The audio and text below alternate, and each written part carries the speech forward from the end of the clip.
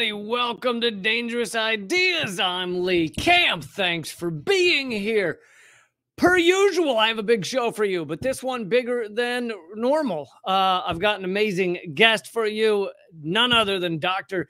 Jill Stein, and we're going to cover a lot of stories about Israel later as well, including the new Roundup herbicide and how it is likely far more dangerous than the old one that they were changing so that it would be less dangerous. That's corporate America for you, although it's now owned by a German company. Anyway, we'll get into all that later, but so much important stuff to talk about.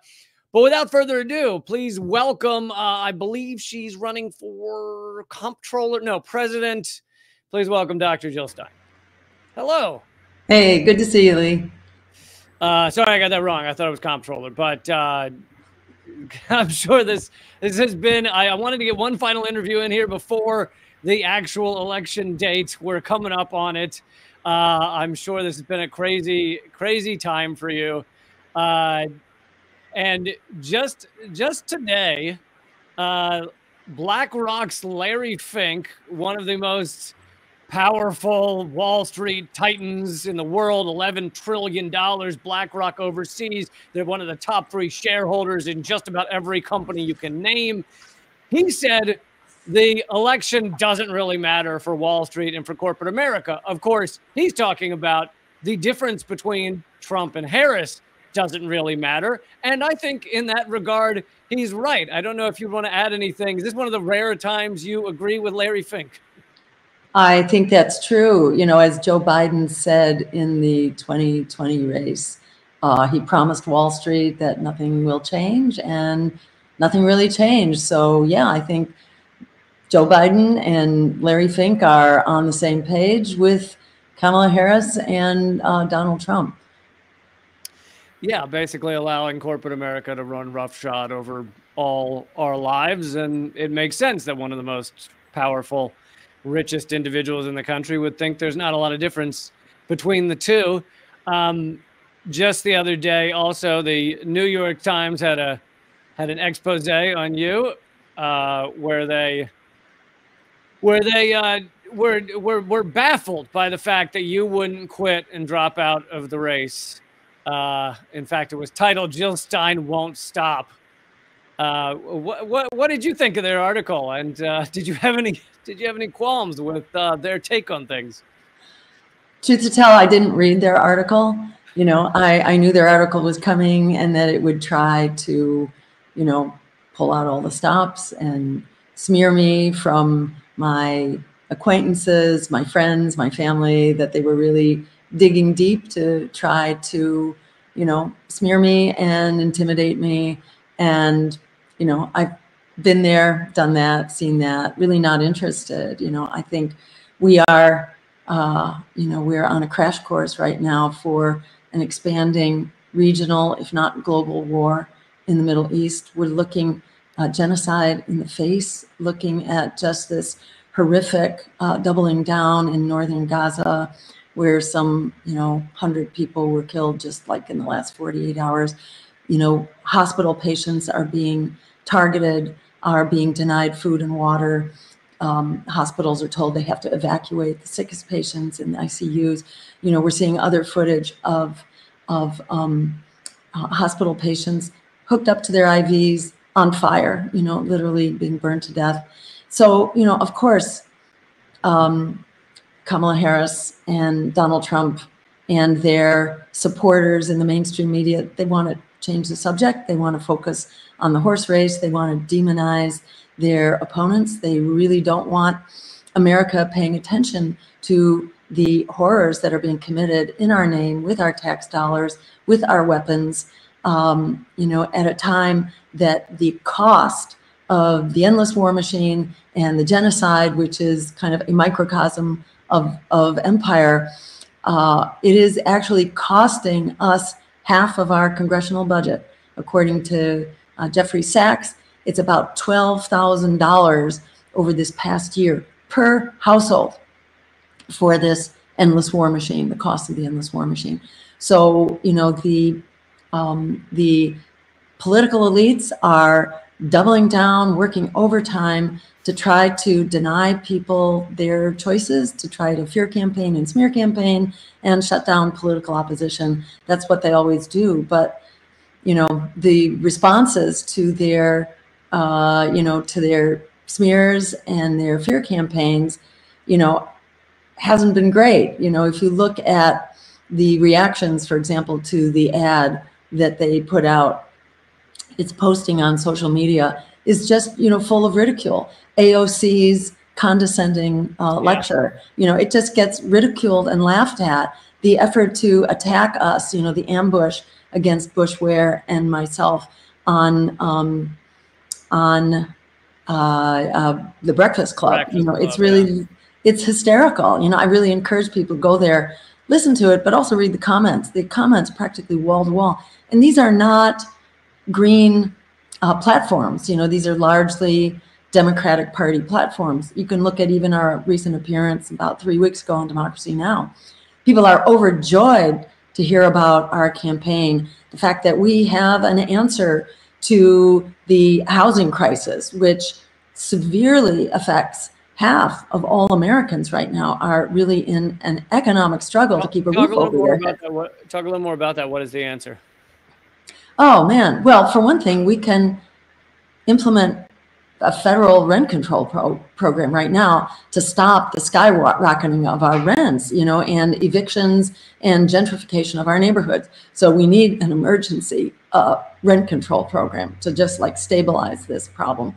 We need to forbid the buy-up of housing by the private equity corporations that are buying up rental and homeowner housing and sitting on it, keeping it vacant, and just driving up the price of the housing that's on the market. 17 million empty homes in America.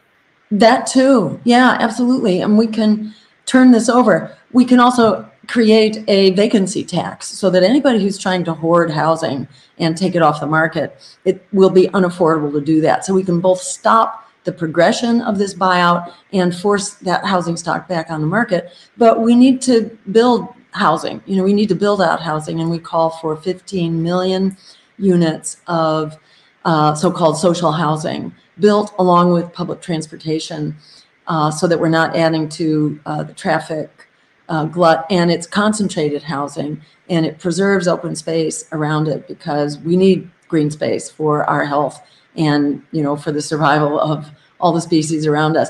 And how we can jumpstart this, by the way, simply by declaring a climate emergency, which in fact we have. By recognizing that climate emergency, we unleash over $500 billion every year for the Green New Deal. And a major component of the Green New Deal actually is building environmentally sustainable and sound housing. So we actually have the dollars to jumpstart this, to get that housing going. So yeah, there's a lot that we can do that will not be done by the politicians that are bought and paid for by the real estate industry. Yeah, and you mentioned the genocide in Gaza right now, and to me, when I see the, you know, like the New York Times article or any of these things saying how dare Jill Stein possibly harm Kamala Harris's chances, etc., they can't seem to comprehend that there are those of us with a moral core that won't allow us to vote for genocide, no matter what else is going on around it. The idea that you're going to just shame us into voting for someone who supports genocide, whether it be Harris and Trump, who both support it wholeheartedly, is just laughable to me. So it's like you stepping down like the New York Times wants you to does not mean that all of us out here would just go running to one of the genocidal candidates. Yeah, and in fact, you know, they're so worried, as they should be, about the votes of the Muslim and the Arab American community. Well, they're trying to point the finger at Muslims. They're trying to point the finger at me and our campaign and Greens and third parties in general, because they don't want to talk about the genocide. I mean, they could recoup that vote by standing up and basically implementing a weapons embargo. Right now, they could prove that they are on the side of the people whose votes that they want. So instead of talking about that, they just want to smear us for enabling people to fight back. Whereas Kamala Harris could make that choice right now, but unfortunately, she's more interested in continuing the genocide, in the massacre of innocent women and children, than she is in winning the election. It's in her hands. She has the power to do this, and she won't. So they need to change the topic here and blame their opposition instead of winning votes. They don't win votes. You know, they think that this is all about peer campaigning, smear campaigning, and giving marching orders to the electorate who's been thrown under the bus. It doesn't work that way. Politicians have to earn your vote. They don't own your vote. And anyone who says that they do doesn't deserve even consideration of your vote. What would you do to end the genocide and to change what is happening right now in Israel, in Gaza, in Palestine? What would be the steps you would take? So fortunately, it's not rocket science. You know, we know what to do by international law, and we know what to do also by precedent. Even to look at that great peace advocate, Ronald Reagan, remember him? You know, he basically picked up the telephone and instructed Menachem Begin back in 1982 to end the war in Lebanon. And the Israeli army had followed the PLO, which was the Hamas of its day. They had followed the PLO into Lebanon and were massacring people by the thousands. It was a drop in the bucket compared to the massacres that are going on today. But even that was too much for even Ronald Reagan to stomach. So he picked up the telephone and he instructed Menachem Begin that the war was over. And he said, hey, you know, it's time to bring your troops home, stop the bombing, stop the missile strikes. And within 24 hours, it was all over. So it has been within the power of the Biden-Harris administration to end this genocide in the blink of an eye simply by picking up the telephone. So yes, on day one of a Stein administration, a Steinmeier administration, this war would be over. In fact, we wouldn't even wait for day one. This would be the day after the election that we would call Bibi Netanyahu and tell him that his war is over. And not only his war, you know, but the effort that he's making to expand this war right now. So you have Israel expanding the genocide into the West Bank, into not only northern Gaza, but now Lebanon, and there's an active bombing campaign right now as well on Yemen, on Syria, and Iran also. And this is nothing less than a potential World War III that we are being driven into by who? By Bibi Netanyahu. He's been handed basically the baton to be the commander-in-chief for the U.S. And you have Biden and Harris saying whatever, you know, whatever Bibi does, we are there with him. And right now you have the makings really of a major regional and likely a potential global war, because there's a standoff going on right now about the nuclear facilities, because Israel is planning to attack Iran's nuclear facilities, and Russia has said, don't you dare. So this has the makings of a nuclear standoff where Russia could be brought in. Russia is in a military alliance with Iran. That is simply a reality. So attacking Iran is potentially attacking Russia, especially when Russia has become actively involved. So, you know, remember, the draft is back. This is not a war that's over there. Joe Biden has already said he's sending troops, boots on the ground, and already has, at this point, advisors, 100 of them. But that's in addition to 5,000 U.S. servicemen and women that go with each of the aircraft carrier battle groups, one off the coast of Iran, one off the coast of Gaza right now. So you have 10,000 U.S.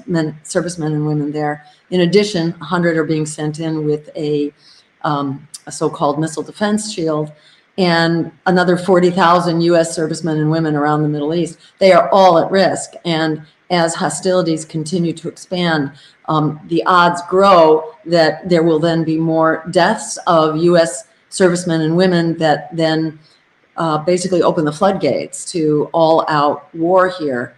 And this could accelerate in the blink of an eye. You know, so I'm encouraging people not only to cast a vote against genocide, but to cast a vote against World War III, to cast a vote against reactivation of the draft. Because if we get into a deep conflict here, which could spiral out of control, where we are right now is spiraling out of control. It's been out of control from the start. It's been in the hands of Bibi Netanyahu, basically, and he is taking this where he wants. So we could be very, very deep in to a war potentially with Russia, with boots on the ground heading over there. And it could be your sons, daughters, brothers, sisters, cousins, aunts, nieces and nephews. Everyone between the ages of 18 and 25 is now being registered for the draft. You do not have to register for it. The draft is now automated. We've got an AI draft going on. So they know where you are. They know how to come and get you.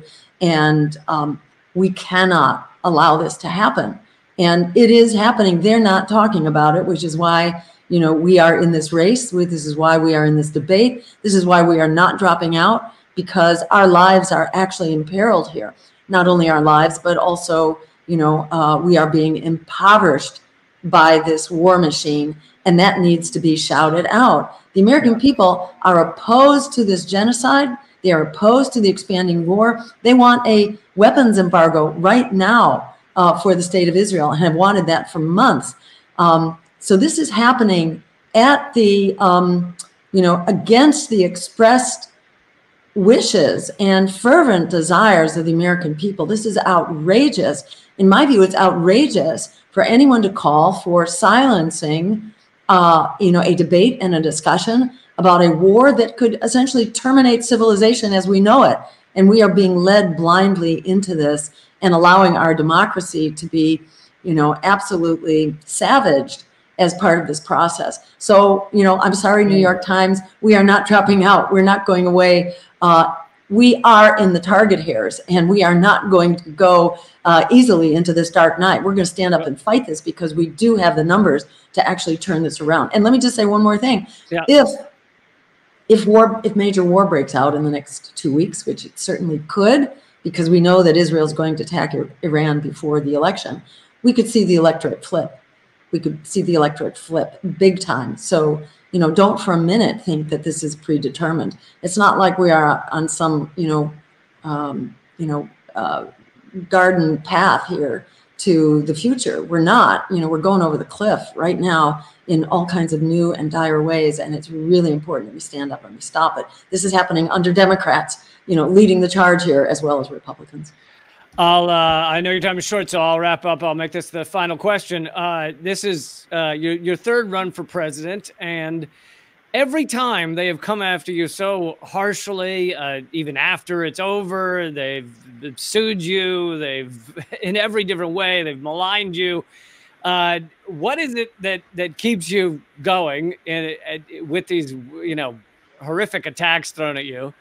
And does this time around feel different than past time?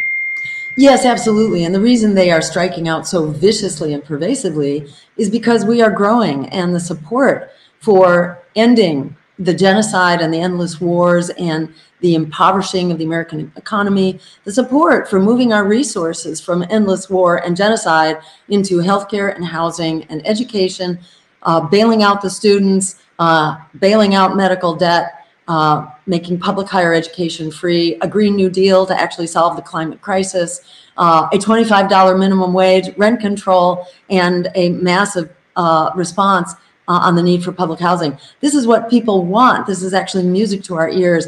And the support for our campaign is really unparalleled. And especially it's the Muslim American and the Arab American community in particular that has had a front row seat. They've been on the receiving end of empire. They didn't come here, by happenstance. They've been driven out of their homes like migrants all over the world, who are largely being driven out of their homes and, to our country begging for help because it's U.S. policies and endless war and regime change operations and neocolonialism and endless coups. That's what's driving people here. So the American people and the Muslim American community in particular, they know what this is about. They know what it means to be targeted by rising fascism in this country. And it doesn't have to wait for Donald Trump. Yeah, I mean, they know what it means to be targeted by the Muslim ban. They know how to fight back against the Muslim ban. And they themselves, in their point of view,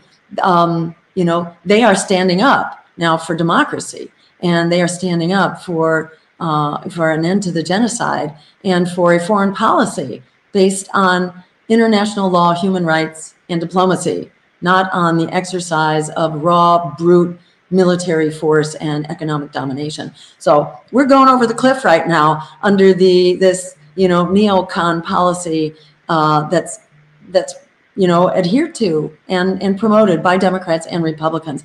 There is no lesser evil in this race aside from us as a nationwide force that can truly challenge empire. So you got a choice between two greater evils. We say, forget the greater evil and the lesser evil. Stand up and fight for the greater good, like our lives depend on it, because in fact they do. We do have the numbers here if people get out and vote. 1 out of every 3 eligible voters did not vote in 2020 because they reject the zombie political parties being rammed down our throats. These non-voting eligible voters tend to be young, of color, and low income. That describes the growing American demographic right now, who are desperate for real material relief and for a principled alternative and real democracy. That's what we offer. And the support coming out for us now is absolutely unparalleled.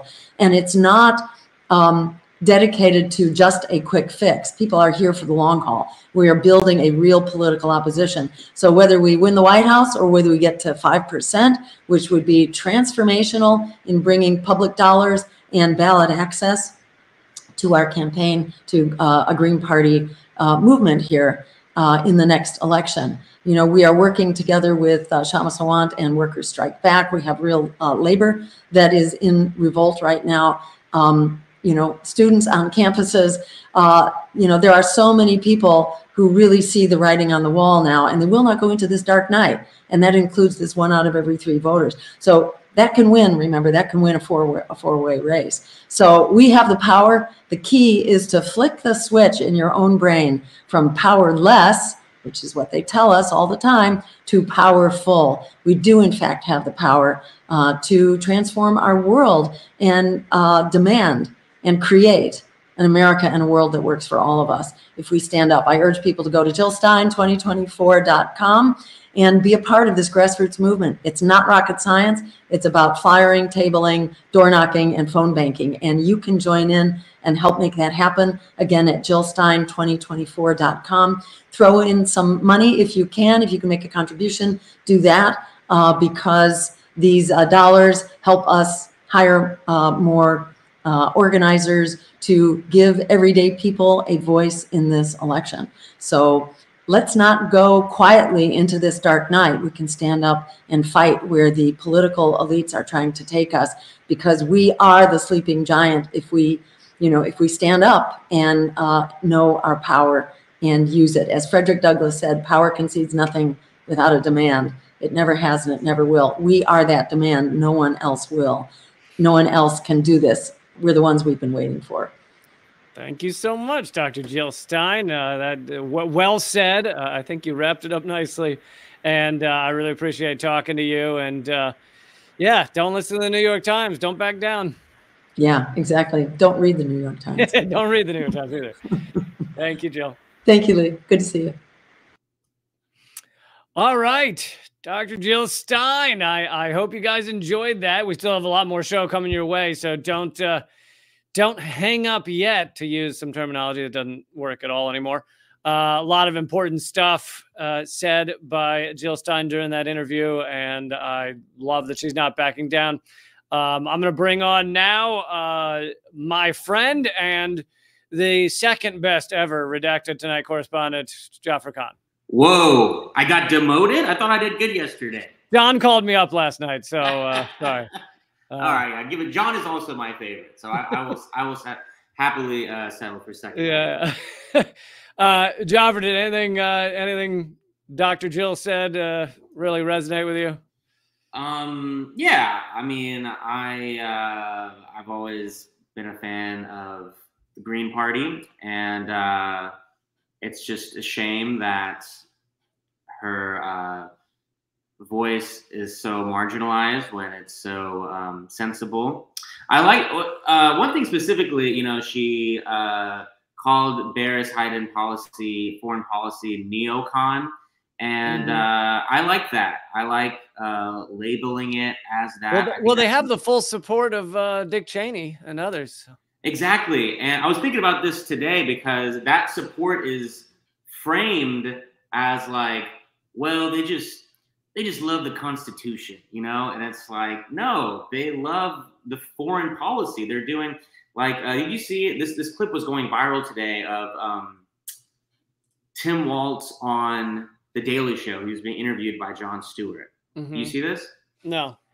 And I mean, I just watched it just a few minutes ago, and it's going viral. This one moment where Jon Stewart pushes on like, why Dick Cheney? And so Tim Walz gives like his little big umbrella, big tent spiel, and Jon Stewart doesn't push back anymore. And he goes, well, as long as you're not going to do his foreign policy. And then Tim Walz laughs and he goes, of course we wouldn't do that. It's like, you're pushing for war with Iran right now. You're like doing the exact wet dream. Like John Bolton is passing out from having an erection for longer than 36 hours because of what Biden-Harris is doing right now. So it's exactly the neocon policy. Yeah, I like that she said that. Yeah, the idea that they're not doing what Dick Cheney. I mean, there's no foreign policy difference between them and Trump, really. Very tiny things comparatively. There's very little difference. I wanted to bring back up this article showing that one of the most powerful people on Wall Street says basically that there's no difference. He says elections don't really matter, but what he means is there's no difference between Trump and Harris. Mm-hmm. And you cannot overstate how much power BlackRock has. $11 trillion of assets. They really are. Like, you can Google the top shareholders, any company you can think of that's large, and almost inevitably, with very, very few exceptions, will it not have BlackRock, Vanguard, and often State Street in those top three. Larry Fink doesn't think the U.S. election will affect markets much. The BlackRock CEO doubled down on saying the outcome of the U.S. election, which will be decided in 2 weeks, won't matter in the long run. I'm tired of hearing this is the biggest election in your lifetime, Fink told a conference. The reality is, over time, it doesn't matter. Basically, this is what so many of us have been saying, that these people have a lock on our system. They have a lock on our elections. Now, when I say that, it doesn't mean what Jill Stein's doing isn't important. It just means that you're up against billions upon billions of dollars. You're up against rigged ballots. You're up against so much that they feel they have a stranglehold on these elections. They have a stranglehold on control. And Larry Fink does not think there's any risk between these two parties that are essentially one party. Once again, I agree with Larry Fink. Yeah, every time he says something, you always agree. I do. I always send you a little screenshot of his latest interview. My favorite thing about BlackRock is that the word Fink, literally, if you Google it, means detestable person, which is just incredible. He said that BlackRock works with both administrations, meaning owns both administrations, and is, quote, having conversations with both Vice President Kamala Harris and Republican nominee Donald Trump. BlackRock, which manages $11 trillion, since winning the last election in 2020, Joe Biden has stocked his administration with BlackRock alumni. And I've covered this before, but including Adewale Adeyemo, the Deputy Treasury Secretary, Mike Pyle, the Vice President Harris's chief economic advisor. And that's just a few of the ones that come from BlackRock. On top of that, one of the biggest funders of Donald Trump is the CEO of Blackstone, which is separate from BlackRock, but one of the biggest shareholders of Blackstone is BlackRock. Very confusing. Yeah, very confusing. But they do sound evil, which I like that they've stuck with that theme. Mm-hmm. So that's good. But this is Wall Street. He's saying the quiet part loud. This is what many of us have said for years and years, and he's admitting it. Mm-hmm. Yeah. And so, but of course, this will get a little article in, that's from Yahoo News. It'll get a little article in Yahoo News, and it'll be forgotten by your mainstream media because it doesn't align with their propaganda that voting between Trump and Harris is night and day and completely different, and et cetera, et cetera. Yeah, I mean, they'll give their little headline, which is factual, but they're not really extracting the correct message out of that fact, you know? Right, exactly. They're just like, Larry Fink doesn't care about democracy, I guess. It's like, no, Larry Fink understands that it's not democracy. He understands they own it. Yeah. Okay, I want to bring some updates about what's going on with the genocide and Lebanon as well. But Israel commits largest massacre yet in northern Gaza.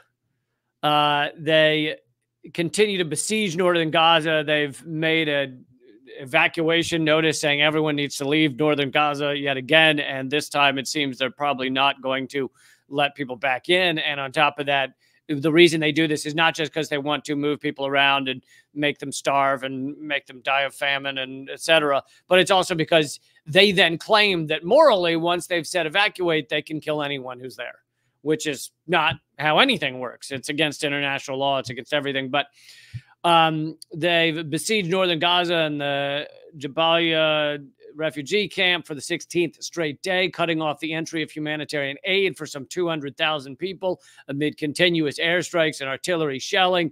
They killed at least 80 Palestinians, wounded over 100 in one strike or a series of strikes in the largest massacre in months.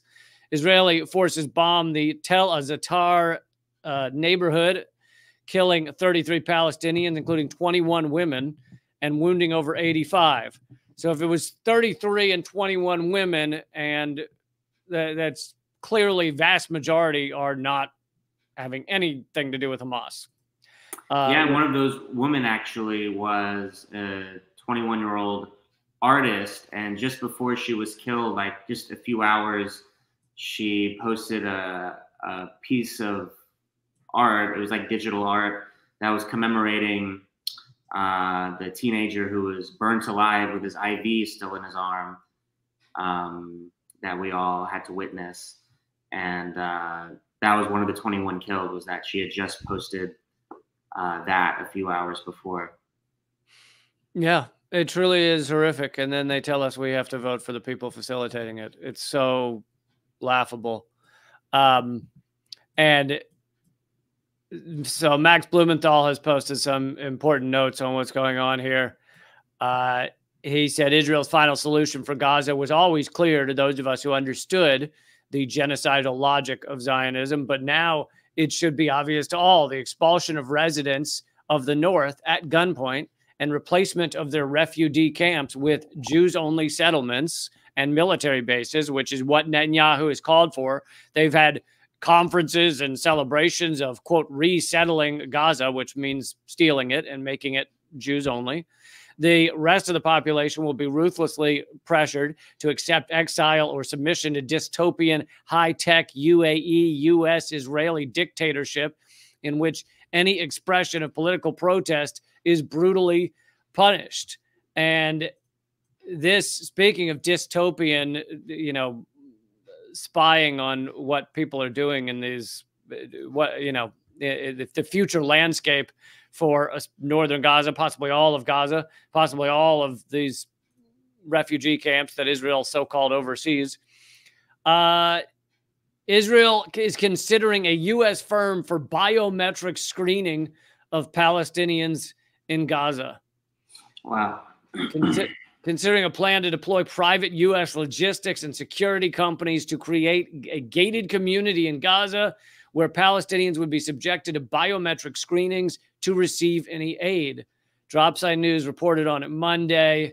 Global Delivery Company, which is run by Israeli-American businessman Mordechai Kahana, is in talks with the Israeli government to run the program. So I love that euphemism, by the way, gated community. That actually sounds nice. I would love to be in a gated community. Yeah, it sounds like a lovely situation there, as they use biometrics to decide whether you can get any aid, any food, etc. But of course, what are they going to, how are they going to decide that? Well, it'll be anyone who's posted something on social media they don't want. They'll be using these AI programs to decide who's allowed through, who can't get any aid, who will be arrested. And I've covered these AI programs before, but it's how Israel's deciding a lot of the people they murder in Gaza. The AI program will spit out a name. It has to do with, it could be things like, does this person have multiple cell phone numbers? Which, sure, could be Hamas. It could also be that they're a journalist. It could also be that they don't like being tracked. There's a million reasons, but the AI program will sense that and then make them a target, and then Israel will kill them and their entire family. So, and everyone in their building. And everyone in the building. That's what this biometric reading will be used for, which is truly just some level of dystopian that I can't even, it's tough to even, has anyone even written novels of some dystopian future of this regard? It is truly horrific. Yeah, it is horrific. That's the word. Biometric genocide. But, and this is also coming from Max Blumenthal, there is some good news that journalist Jeremy Lafredo is on a plane home. That's good. Yeah, definite good news. I brought you that story when it happened. Max, of course, is the creator of Gray Zone. Jeremy Lafredo, a writer for Gray Zone. Jeremy was in Israel covering news stories that, guess what? All other journalists, not all, but plenty of other journalists were covering, such as where Iran strikes hit in Tel Aviv. PBS did a report basically exactly the same as Jeremy's. And as Max said, American journalist is on his way home after being informally deported by the Israeli police following an arbitrary arrest by the Israeli military at a West Bank checkpoint. Jeremy was blindfolded, shackled in a military truck, then held in solitary confinement for 3 days with little food or water. Israeli authorities had falsely accused him of, quote, supporting an enemy during wartime for legitimate reporting he performed for the Gray Zone. Though 2 Israeli judges ruled his reporting did not violate the military censors policy, they gave the police until October 20th to investigate him. During that period, the police seized and hacked his phone, confiscated his wallet, passport, interrogated him repeatedly. When the deadline to wrap the investigation arrived, the police quit their fishing expedition and ordered him to book a flight home immediately. He was interrogated one more time at the airport.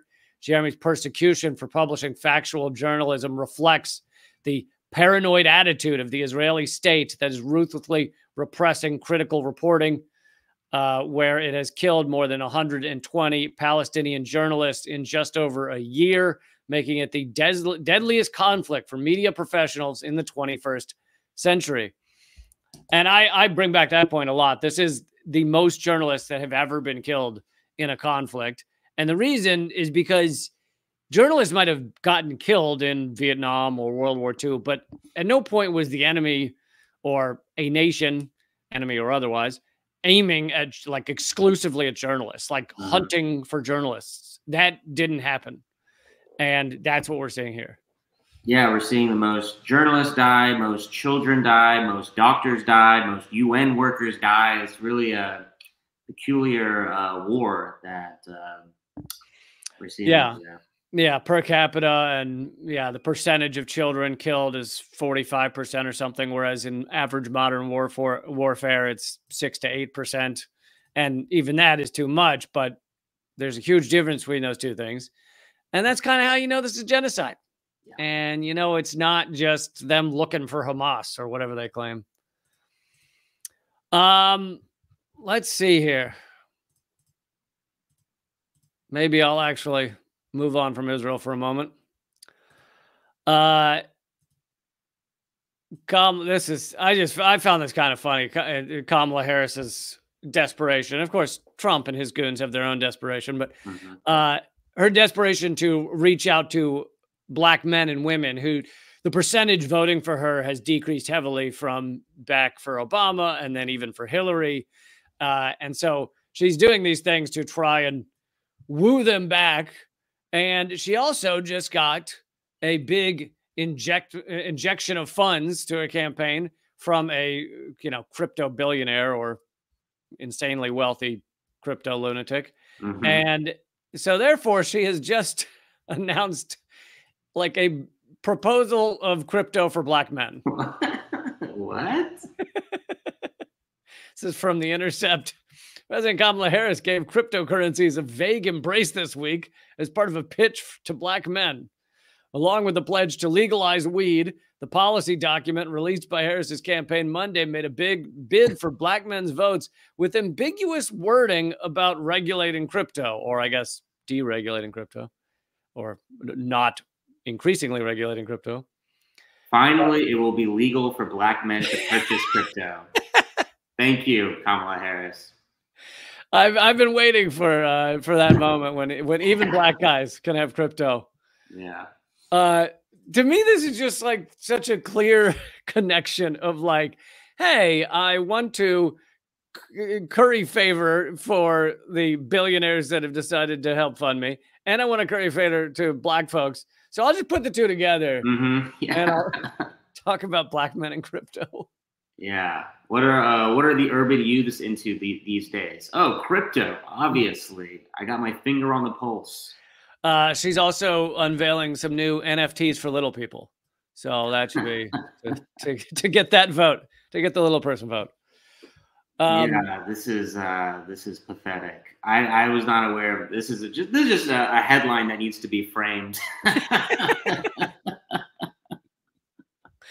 And if she wins, I want to see the mobs of black men saying, "Where's our crypto?" I want that. I want that to happen next. Yeah.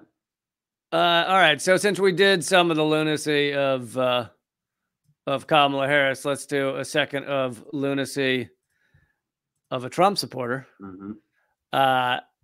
So Elon Musk has been jumping around like literally and figuratively, like mostly literally, like Tom Cruise on Oprah's couch about Donald Trump.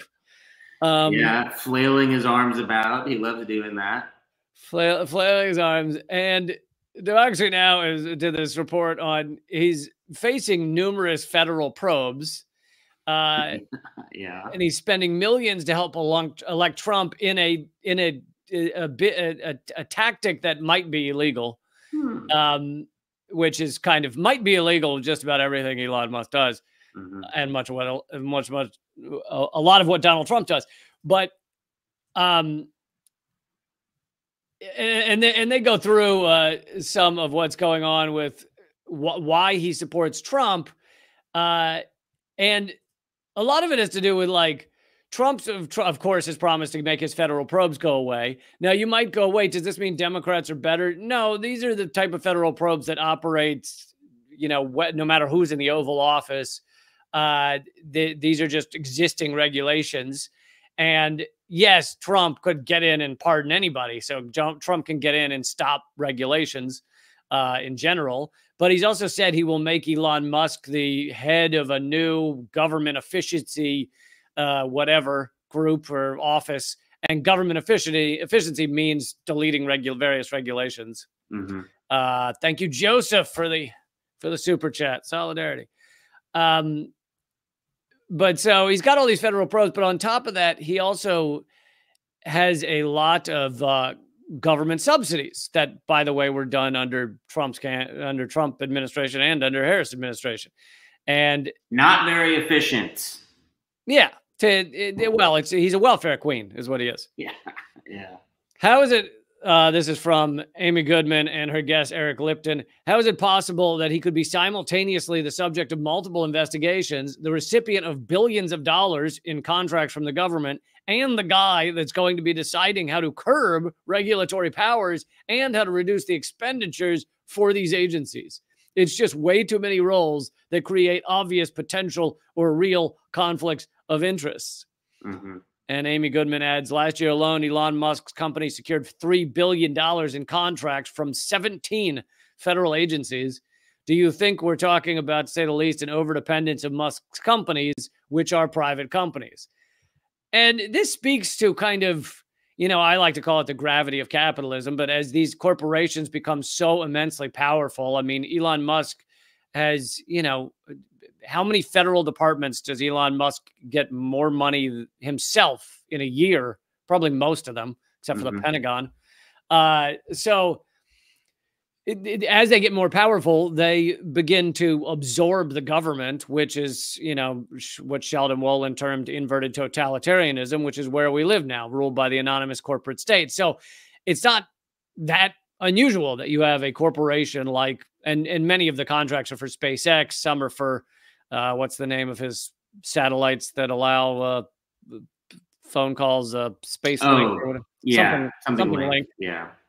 Someone in the chat will tell me the name of his satellites. But anyway, this is corporate control of our world, and he's just raking in the money. He also gets Tesla for a long time was only profitable because it was getting carbon offset credits, which is welfare for corporations. Thank you, Eric the Red. Starlink, yes, and Army Boy, Starlink. Which, by the way, he's largely only used his Starlink to facilitate U.S. imperial aims. So he gives Starlink to like the Ukrainians to fight Russia. He gives Starlink is used in some other instances to basically facilitate nations that the U.S. government wants. The good guys. all the good guys. Yeah, always the good guys. Anyway, this is why he supports Donald Trump, is because Donald Trump will make his federal probes go away and will continue his subsidies. Now, there's no sign that his subsidies would stop under Harris-Biden, but it seems the federal probes would probably continue. And there's a million things he could have federal probes for. I mean, he ignores every environmental law. He ignores every labor law. Tesla's factory floor has way more injuries and harm to workers than all the other major auto companies combined. Like, it is so epically injurious. Is that a word for workers? This is why I agree with the Democrats. We need more black crypto billionaire tyrants. I think that would make a big difference if we had more black billionaire cryptographers, is what I'm calling them. I think it would make a big difference. But so these are the reasons that Elon Musk has now gone full in. Oh, and his latest thing, which very well might be illegal, is during the campaign the other day, he said on Saturday, Musk pledged to give away $1 million to random voters in battleground states every day until the election if they sign an online petition in support of the First and Second Amendments. Now, why did he add the online petition part? Because it's illegal to say, I'll give various people $1 million to vote.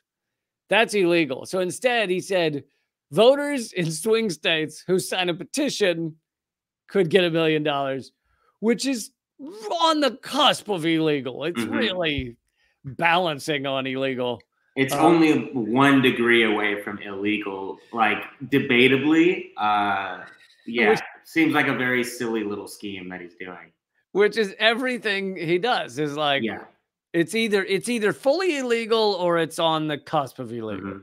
Like, he apparently took away all the, he now denies this, but he denies everything that's true about his life. So he took away all the yellow paint, the warning paint on the factory floors because he doesn't like the color yellow. And so now Tesla has more injuries than any other company. And that's hilarious. Probably because there's no yellow paint warning people not to walk there. Yeah. I lost the movement of my legs because of my boss's weird autism and dictatorship. And now I can't work anymore. Luckily, back when I had a boss, he only disliked the color mauve, so it wasn't as big a problem. But if people want to know, if people want to know the creepy history of all the gory details in the creepy history of Elon Musk, I have a new podcast to sell you. And the last episode, it's free, so I'm not really selling it. But the last episode had the dark lies of, the one before that had the dark lies of Elon Musk. And then last episode had capitalist exploitation, the miracle of the brain, etc. And I would love for everybody to check out the new podcast, Just Comedy. It's called Just Comedy, free wherever you listen to podcasts. And we are now at 78 ratings on Spotify.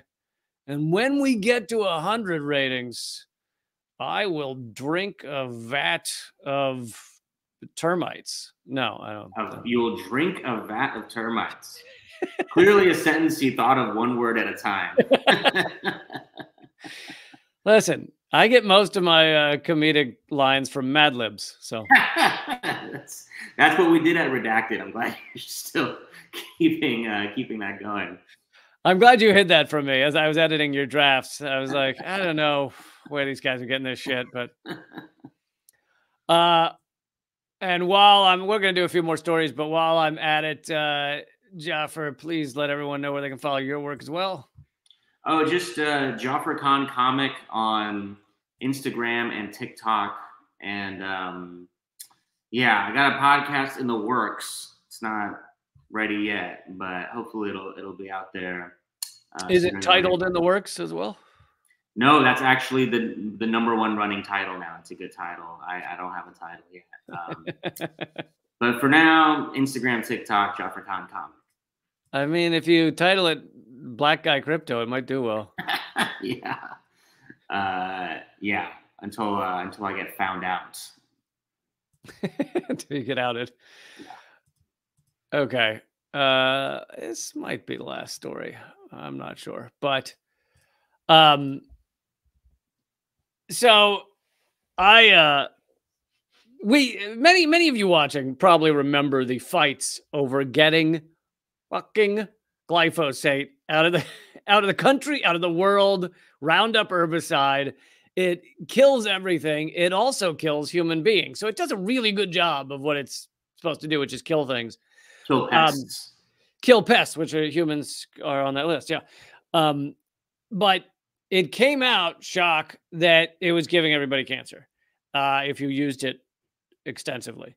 And so there's a big, I mean, we've been protesting against Monsanto for a generation, it seems. And Monsanto, you know, in these various votes, won like most evil company in the world, like multiple years in a row. Bayer Pharmaceutical then bought Monsanto. So the most evil company in the world, supposedly, you know, that's just people voting, but was bought out by the big pharma company that was created by the Nazis and actually played a role in Auschwitz and the horrific medical testing that went on at Auschwitz. That's kind of where it got its start. So Bayer then now owns Monsanto, and Bayer was getting sued left and right over glyphosate, over Roundup herbicide. So they said, we're going to change it.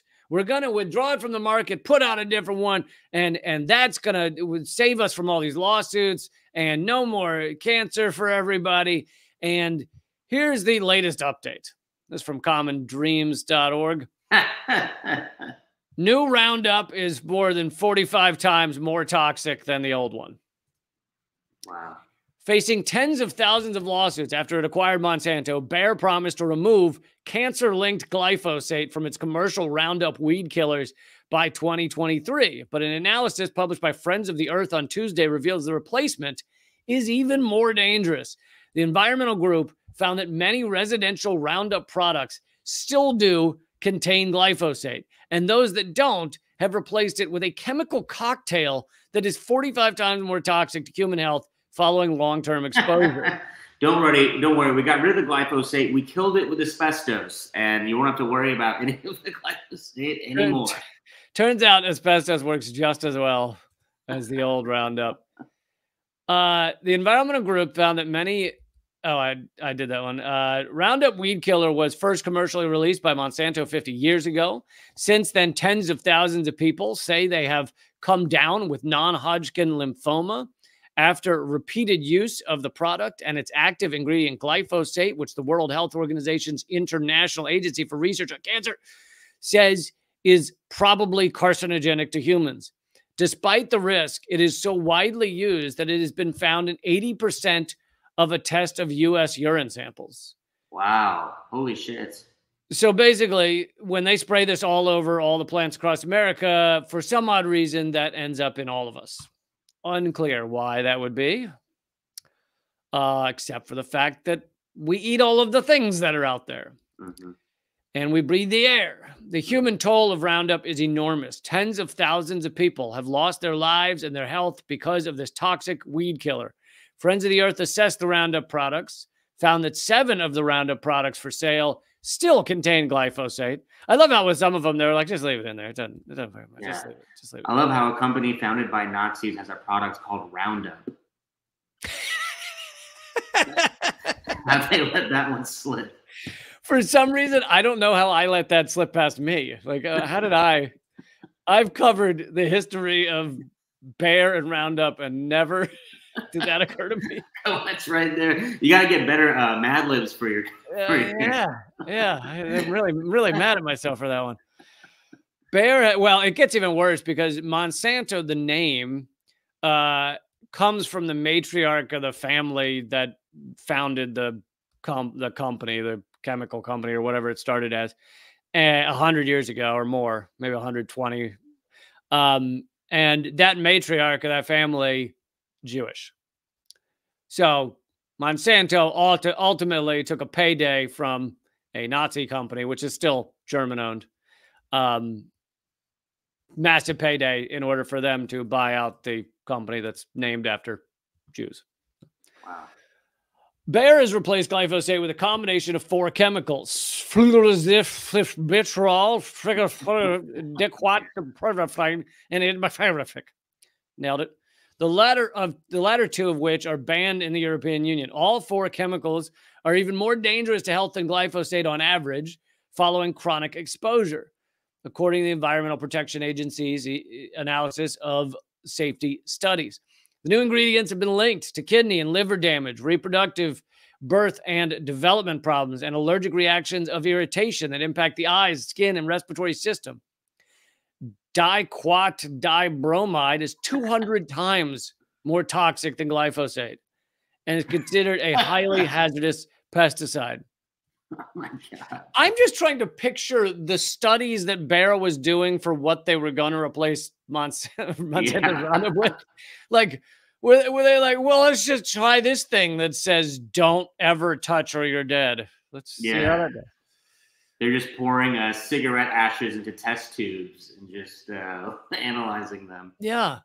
The new ingredients also pose a greater risk to the environment. They are, on average, more likely to threaten bees, birds, worms, and fish, and other aquatic life. They are also less likely to break down in the environment and therefore more likely to infiltrate groundwater and pollute rivers and drinking water. Oh, how awful do you have to become illegal is the question. Yeah, and I mean, what do you think happened here? Like, obviously they did some sort of, okay, we got hit with these regulations, then they implement their new like corporate calculus of like what to do now to continue maximizing profit. And did they just do that so blindly that they're like, okay, we don't have this chemical anymore, and now we have these, and then we'll get hit with another regulation, and then it just keeps going, I guess? I guess that has to be the calculation. I mean, I'm trying to make sense of this. It probably is part of the calculation because it took 20 years or more of strong protests to get, first of all, to get agencies to actually acknowledge that glyphosate was cancerous, and then to get Monsanto to say they were going to do anything about it. And then because of the lawsuits, Monsanto realized it was a good time to sell because they were getting hit by lawsuit after lawsuit. So they sell. And then Bayer thinks, oh, we'll make the lawsuits go away, but they haven't really been able to. So then they say, okay, we'll put in something else instead of glyphosate. And all of this has taken, 20, 25 years. And I guess their calculation is it doesn't matter what we put in it to replace glyphosate. It's going to take another 2 decades for them to do anything about it. Wow. Yeah, it's horrific. And yet again, this is the gravity of capitalism. This is all about money. They don't care about your health. All they care about, and also the capitalism is based on like we care about direct results. The results you'll see in a week is that the weeds stop growing. Yeah. The results you don't see until 10 years later is that everyone has cancer. Like, and even when that happens, they can't always link it back to glyphosate or whatever. So it's like all these externalities of the harm in an actual, like, I like to call it an adult civilization where we actually think about these things and plan out for human existence. Like, it would just be a non-starter. It'd be like, oh, this harms the humans in our society, then we're not going to allow it to be on the shelves. Yeah, I mean, these are the stories that are truly like so absurd of just how few people are benefiting and how many people are being harmed. Like, it's just insane. It just doesn't make any sense. Yeah, but the people that are benefiting are like really benefiting. So you got to weigh that. Yeah, but I mean, they'll only get to enjoy these benefits for one lifetime. You know what I mean? Like, even they're working on that. Yeah. They're working on living forever. Peter Thiel has a lot of young person blood piped into him. So they're creating vampires who may live far longer. So well, good for them. I'm glad they're putting all this to use. Peter Thiel has infusion of young blood, and Elon Musk is working on connecting electrodes into our brains so that his consciousness can live forever. So they're both working on it in one way or another. Hell yeah. You can just plug in and talk to Elon any day, anytime you want. I don't even have to respond to all of his tweets. That's amazing. It is amazing. Well, so I know, folks, if you're wondering what the thesis statement is, it's time to heavily start protesting Bayer again, because I don't know. I don't know why people thought.